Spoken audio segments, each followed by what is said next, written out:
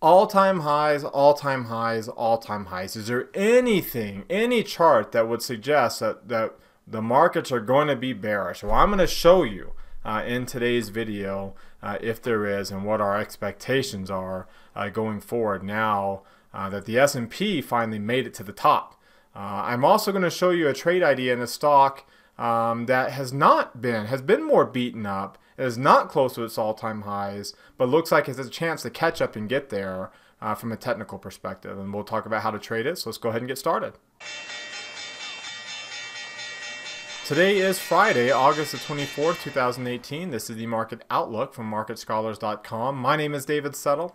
Thank you very much for tuning in today. Welcome to those of you who are watching us for the first time. Glad you found us. Keep coming back for more. Subscribe to our YouTube channel by mousing over the Market Scholars logo right here in the bottom right corner of your video. Click the red subscribe button that pops out on that. That will subscribe you. Also, click that thumbs up icon that's down below the video. That tells me two things. I liked your video today, David, and I want you to do it again on Monday. Really easy way to give us feedback. You can do that right now while you're watching. As you're watching the video tonight, something stands out to you, comment on anything that stands out to you. Love to hear your thoughts. Love to hear what you think about what you're learning here or what you want my comments on. You have to scroll down below to do that. Remember, join our daily Market Outlook email list. Click the link that's popping out in the top right corner of your screen to subscribe. Really easy to do that. Follow me on Twitter for more content like this throughout the day, and join our Market Outlook community. You can do that on Facebook. You can also do that on MarketScholars.com. All right, let's take a look at the S&P 500 first with the market forecast indicator and see what's going on. Of course, the intermediate line is still up above the 80th percentile, the green line, so we still have a strong bullish posture. The market's obviously continuing to trend higher. We got one more week left in August. And then we're going to be really honing in on that 2 months of this intermediate run. That again, the expectation is 1 to 3 months, and we were expecting 2 to 3 months again with that overbought cluster early on when that first came out, like within the first week of the intermediate line crossing above 50 or a little after. So the bullish trend might not be straight up, and you know we didn't expect that this year. Remember, this year we expected things to be more volatile during this current market rally than what we saw last year when it was just like up every day in slow grinds and hardly ever dropped, at least to a significant degree. So yeah, this year's going to be a little bit more volatile. The moves will be, there'll be more ups and downs. There'll be more frequent intermediate pullbacks than what we saw last year. But the reality is we still continue to push. Getting up to new all-time highs here. In fact, of the 4 major indexes that we track, the S&P, the Dow, the NASDAQ right there, and then the Russell 2000, all 3 of the 4 got new yearly highs today. Again, I mean, that's pretty darn bullish. And of course, if you look at MDY, came really darn close. The highest close. Well, in fact, it did. It closed up by 0.03 of a point. So not very much, and not getting above that 371.5 high. But pretty darn close. So it's a pretty broad rally across multiple indexes, all getting up to new highs. Very, very bullish sign when everything gets new highs. Now again, that doesn't mean we'll go up every single day now. It just means that the trend is solidified, and we are in the second intermediate run. So the second, you can see here's the first intermediate run with the intermediate line getting above 50, turning dark green, and then crossing below 50 and turning pink. So the dark pink are the intermediate pullbacks, especially when they're combined with like a red or yellow, or especially a red moving average. Those are your intermediate pullbacks. So they distinguish one intermediate run from the other, but we got the second one here, and we have a strong bullish long-term posture. The market sentiment's at 78 and rising, so really darn close to 80. Really, it's a nice, good, trendy market. And the near-term line bounced back up above 50. Remember yesterday we talked about the intermediate confirmation signal with the near-term line being between 20 and 50. Well, we're bouncing back up. And so here's day one of what we expect to be 7 to 12 day near-term run. Now, if it doesn't happen, if we only get like a 2 or 3 day near-term run, then that will be pretty bearish. So we want to keep our eyes peeled for that. But that would be different than what we expect. Because of the strong bullish posture, because market sentiment's high, we wouldn't expect that. We would expect 7 to 12 days of the near-term line, the blue line, being up there, up above the 50th percentile. And really, to solidify that, you would need it to get above 80, right? Get up here. That you can see when you're bullish, when you're on a bullish run, the near-term peaks should get up above 80. When they don't, then that's when you get the sign of concern here. When the intermediate run can end and eventually, you know, give you an intermediate pullback. So that's what you watch for. You know, if it doesn't occur, what we expect to occur and the impact that can have. If you look at the Dow Jones Industrial Average, it's been a little bit more bearish, or at least, excuse me, less bullish than the other indexes have been. Its near-term line is the only one that's still below 50. But it still has a bullish posture. Market sentiment line's not as strong, but it's getting there. It's got more room to run up. It's not, you know, it's the one that's not to all-time highs, and it won't get there anytime soon. Remember, this is a price-weighted index, not a market cap-weighted index like all the others that we look at. The NASDAQ Composite, which is heavily weighted towards the big NASDAQ names, strong bullish posture again. The short-term sentiment still up above. It's not really solidly above 80, but at least it's above 50. So continuing to push there. The Russell 2000, bring up the Russell 2000 again. It's also strong bullish posture. Its short-term sentiment is much stronger. We've been getting more. We got all-time highs a few days ago in this, and that's continuing to be the case, playing off of this bullish intermediate confirmation signal that we talked about yesterday that could lead to another, you know, 3, 4, 5 days of this near-term run before we get the pullback, right? Before the blue line pulls back. All right, take a quick pause here and just remind you can watch our Market Outlook video on MarketScholars.com on our blog. Again, just go to MarketScholars.com, click blog at the top of the page, and you'll find today's post near the top. We do have this link right here at the top where you can discuss tonight's video in the Market Outlook forum. You click on that link, it takes you to a thread like this where you can reply down below. Now, tomorrow I will be on working at 1 p.m. Eastern time. So for an hour between 1 p.m. and 2 p.m. Eastern time, I will be available for any comments or questions that you have on tonight's Market Outlook video. And again, you can just do that right there. Click on that link right above the video. Again, from 1 to 2 p.m. Eastern time tomorrow. Remember, you have to subscribe, and to show you how easy it is, if you click this image, it takes you to this page, and this is all you need to do to subscribe. First name, last name. It'll ask you for an email address and password. You click on sign up, and there we go, and you can see the price is free. So if you have any questions or comments about the market outlook and market forecast indicator that we use in these videos, then come tomorrow and post in the forums. Just reply to tonight's Market Outlook thread, which will be linked right above the video. And if you want us to do the videos day after day, let us know by clicking these 3 things. First, click on this heart and like tonight's Market Outlook tweet. Second, click on this image here, the Facebook image that takes you to this page where you can like the Market Outlook tweet there. And then finally, click on, right here, click on the like button right there. Those 3 things tell us that you want us to keep doing these videos.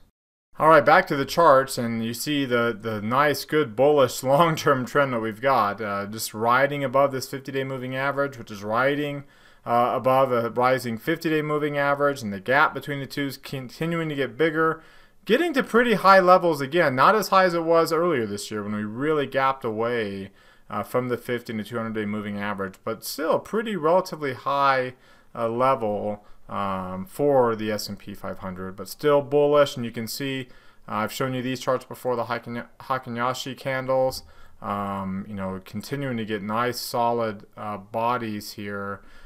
We had a little bout of weakness last week, but but not enough to change the trend, and that continues to be the case. So until we get, kind of this kind of a candle with long upper and lower shadows with a much smaller body, that we, again, like we had last week, but considering how we finished last week and how we finished this week, still continuing to point higher, and we would expect next week to continue to be higher going forward.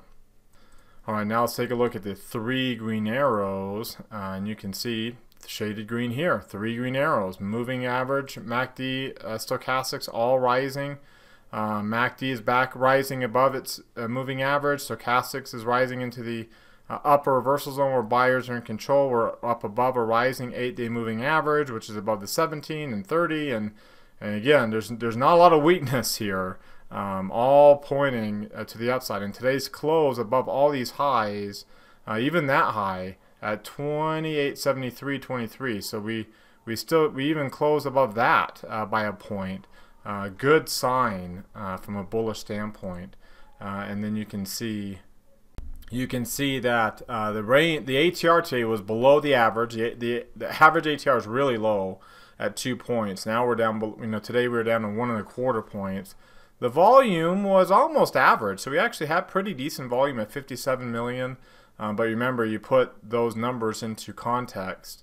The average range at 2 points, we were down to 1.25, so that's down here. So below the average at the bottom end of the range, 57 million, right about at the average, but way at the bottom end of the 52-week range.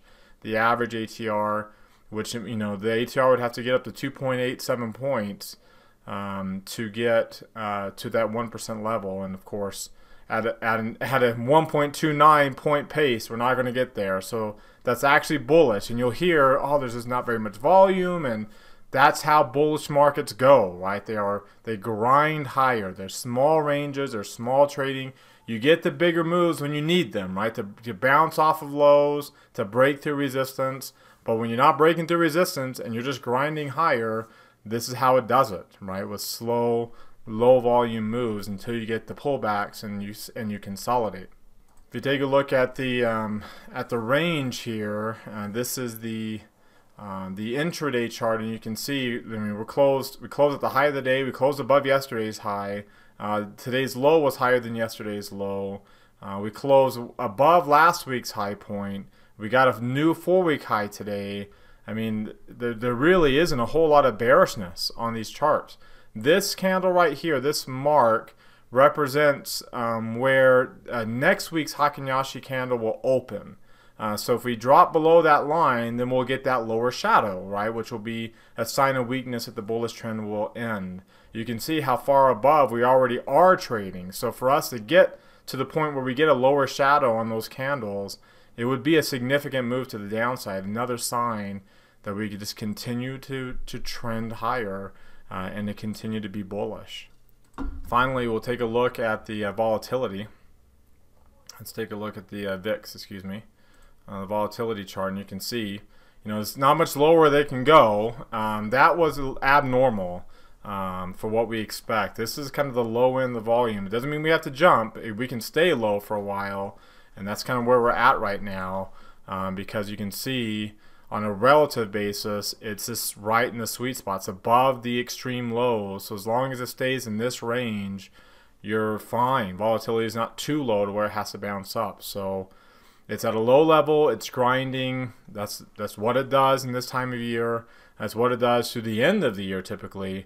I mentioned the 5-month streaks from Ryan Dietrich, the data that shows how bullish the end of the year tends to be.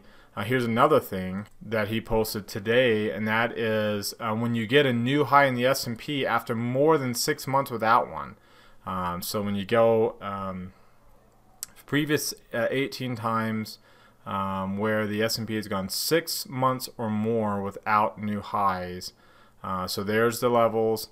Of course, you can see, 530.07 was the date of the new high there. The last time before that, 3/28/2013. 16, we got new highs again in July 11th, and then now finally new highs here. Again, new highs without getting a new high for 6 months. You can see afterwards even see like the one time was May 2007, because remember the stock market peaked in October of '07. And so that's the only time 12 months later that we were down. In May of '08, we were down 8%, preceding the big decline. You know, every other year, 17 out of 18 was positive, and including that 8-year decline, it's an average of 12% return on a year-over-year basis. 12 out of the 18 times is positive the next month. That would mean here into September with an average about 1%, median average of return. Some pretty big numbers on the positives, and a couple of down months too, to the downside. 3 months you can see, and by the end of the year, you know, we're looking at decent potential returns going forward. Now that we got not only the S&P getting a new high, but all but the Dow getting a new high. So they're all the small cap index and mid cap index, all kind of confirming each other there. So to summarize, just about every chart we look at is pointing to the upside. So our expectations going forward continue to be bullish. We are almost 2 months into the second intermediate bullish run of the current long-term run that started back in June. So, you know, and again, a long-term run consists of multiple intermediate rallies, typically 3 or 4 or more. We are in run number 2. And we are a month, almost going on 2 months, maybe about a month and a half, a little more than a month and a half into this one that we expected to be 2 to 3 months. So that kind of gives you an idea of how much longer we expect this current run to last. The near-term line is bounced up about 50. We'll look for it to keep going. If we see any signs that it doesn't meet expectations, then that's when we'll start to look for, you know, that bearish intermediate pullback and the possibility of a new higher low developing and a new run starting from there. So we'll keep our eyes out on that.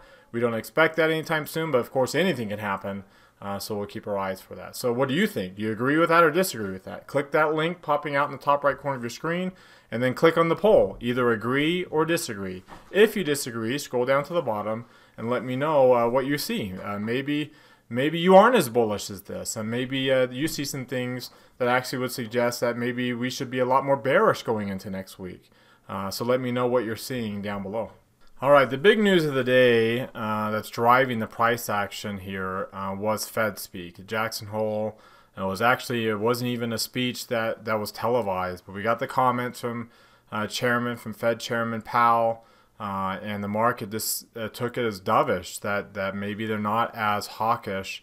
They don't need to pick up the pace for interest rate hikes anytime soon. That the economy is growing enough to warrant rate hikes. You know, there was that comment there today that I noticed. It's like, hey, you know, I've been saying that for so long that, you know, if we don't have rate hikes, what does that say? And that might be even worse. And so yeah, you know, we need rate hikes. The economy is growing, things are going well, but not growing fast enough to where we need to pick up the pace. In fact, we had one Fed member this morning say that he wouldn't raise rates at all anymore, that he'd actually be done right now because he feels like the inflation measures aren't strong enough to necessarily warrant it, to let the economy continue to do its thing. So very dovish remarks from Jackson, Wyoming. We also had durable goods orders. That wasn't as big of a market moving thing, but you know, you can see on a year-over-year basis, you know, down on month-over-month. But keep in mind that a year ago, this was the month. So a much better result from a year ago, which gives us a year-over-year figure that jumps much, much higher. See, last month it was a lot lower than the month before when there was that big spike. So same thing now, and that brought the year-over-year back up to where it was a couple of months ago. So strong year-over-year growth still in durable goods. You can see that the Fed speak brought the interest rate hike expectations down again for December. That's for December, and we'll most likely continue to get a rate hike. But then the next one after December would be March if they continue on the same pace. And you see that the odds of a rate hike, so here's where they are currently. In September, we're expected to move up to 200, 225. In December, we're expected to move up to 225, 250. So that means next March, we should now move up to 250, 275. So the odds of getting that one in March are still really low, near 30%. So the market's looking like, the Fed might be done with September and December. And December's not even a given. September's a given, but December's not even a given. High probability, but not even a given. And if we don't get it in December, it looks like here we will get it in 80% odds that we'll get it in March. But if we do get a rate hike in December, the futures market is suggesting it might be done. That might be it. And so even with strong economic data, economic estimates rising up again, rising up from 4.3% up to 4.6% today, a little bit of a, as I tweeted that out today too, a little bit of a difference between what's going on here with the Atlanta Fed and the New York Fed, right? It's like the Atlanta Fed rose and the New York's estimates fell to 2%. So interesting discrepancy. And this anecdotally from my experience, because I've been looking at Atlanta Fed for now, multiple years, that, I tend to look, or I would pick that one out of the two. Just simply, again, anecdotally based on the experience of using it myself and looking at it for so long, like I said, for the past couple of years. So strong estimates coming off a strong Q2. GDP is looking strong. Now, economic indicators aren't looking as strong, and so yields have been pulling back. The yield spread fell, and I've told you that fell below 20 basis points. I showed you that this tweet here, that last time we fell below 20 basis points was in August of 2005, not 15, so a typo there. So you'll hear. You've heard probably that the last time we were this low was in 07. Well, we rose above 20 in 07. We were rising there. And last time we were falling was 05. And the Fed raised rates for another year after that. At every meeting. Not just quarterly, but at every meeting. And the market rallied 12.25% a year after that for more than 2 years. So it's not like falling below 20 basis points was a immediate signal for weakness the last time we got there. That's kind of the biggest, and the reason why it's falling is those long-term yields continue to fall. You look at the 10-year yield here on the let's look at it on a long-term chart, and you look at the 10-year yield, and you see, we're kind of breaking down below a head and shoulders pattern, breaking down below this trend line support. With the 50-day moving average trading below the 50-day moving average now for the third week in a row, it's falling towards the 200. The 50 is falling towards the 200. The gap is shrinking after this divergence. So, there's some weakness starting to build into the long-term yield, bond yield, and that right now is the reason why the yield spread is falling. You still got the short-term rates rising, with the expectations of the rate hike in September and even into December. But the long-term yields, even with strong economic growth expectations, the fact that our indicators are coming in relatively negative here, below estimates, is putting pressure on yields. And not only that, but the spread between the U.S. yield and Germany, for example, is also putting pressure on yields. It's hard for that to expand too far when it's already at the highest levels it's been in the last 20 years, that yield spread. You look at, one of the biggest, again, movers today, as it has been for most of this week, barring a bounce back day or two, was the dollar. Dollar pulling back down, of course. Everything at the top is expected up here. The S&P and growth stocks continuing to outperform. In fact, both outperformed the small cap and mid cap indexes, and you see your international stocks doing really well. In fact, your foreign markets, remember there was a time where on this chart, the only one that was green here that was showing a bullish posture was the U.S. markets. All the rest of them were pink. That's not the case now. Now you only have Brazil and Russia that are pink. And they're still trading near their lows, even with an update on Russia today. But all the rest of these are starting to look better. They're all, we've got France above its moving average, China's above its moving average, Germany is close, Korea is above its moving average, Canada is above its moving average. So at the very least, these moving averages on Monday are going to turn yellow, which is a positive sign. India is already doing well in the S&P, of course. But you know, the markets are starting to turn around, and as we saw, just because everything else is doing well here doesn't mean that it's going to push U.S. stocks down. It will just push them down the list here. That the S&P will be at the bottom of the list while these other countries outperform and lifts the S&P along up with them. As you take a look at the sectors here, the sector strength continues to be in the healthcare area, discretionary area, but with the weak dollar today, guess who rallied? Right, these two areas that have been the weakest, materials and energy down here, they still are weak. They're not trending, but they're still, you know, they're still weak. But they benefit from the weak dollar, so there's opportunity for these to potentially outperform, even with technology getting all-time highs, healthcare all-time highs, discretionary all-time highs, right? So bullish from that perspective. Telecom's doing well. Utilities and real estate bouncing back up with the drop in yields. Remember, with yields falling, these tend to do better. These are interest rate sensitive areas. They tend to do better and bounce. They're already relatively strong as it is. They've had some pullback in staples too, so their intermediate postures are weakly bearish, but you can see they're pulling back to what could be considered higher lows in a continued trend. You know, they were the weakest ones. Financials, you would expect to continue to lag behind and be weak if yields continue to falter.